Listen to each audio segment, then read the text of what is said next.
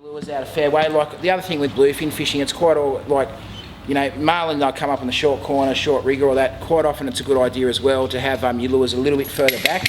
So maybe when you're bluefin fishing, put your lures back a couple of waves. What I like to do as well is I normally use 4 lures, and then I'll use one diving lure, so 5 lures all up. Diving lures being closest to the boat. Speed to trolling. The other thing with most guys that are out there when they're yellow marlin fishing, you normally try. I know what most guys here try, but normally 8 to 10 knots. You obviously, one thing I do when you're game fishing is you actually look at your lures, not at your speed that you're trolling at. So you want your lures to be in the water, not jumping out, but bubbling and working at the same time.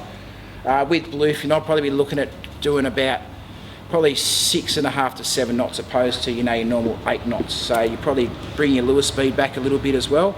With like the ones that we have been getting some pretty good ones off here. So it's like a lot of guys got 100 kilo fish, and they do come to the boat pretty green. They can be hard to get. So one thing you always want to make sure you've got on board, like I must admit, I've had a few good tuna days where I've lost 3 gaffs over the side. I think Dazzle was out there one day. You know, you get one fish, you bring it on board, you got tuna all over you, you go grab that and you think, oh yeah, I can gaff this thing, it just goes into the water. So it's great for our tackle sales, but it's not good when it happens to yourself. Normally you'd have I'd normally have a couple of these on board. You lose one, at least you can still get another fish. Or if you got a double hook up and you got guys at the, you know, one fish coming at the same time on each side, which quite often happens, you need to have a couple of gaffs there. The other gaff worth having, normally, you know, ones used in New South Wales, you see a lot of big ones used on sharks and your marlin and that, but I'd look at a tuna gaff that big, because once they're in and you got your rope, it's, you know, you pretty much got the thing. And as well, you'll need a secondary gaff. Yeah, you need a secondary. You get that big fish, you're gonna have to, you know, you won't, even if it's dead, you won't be able to get it in the boat with that gaff a lot of the time. That's a flying gaff, mate. That's a flying gaff. gaff. How do you use that? Right, here's how to do that.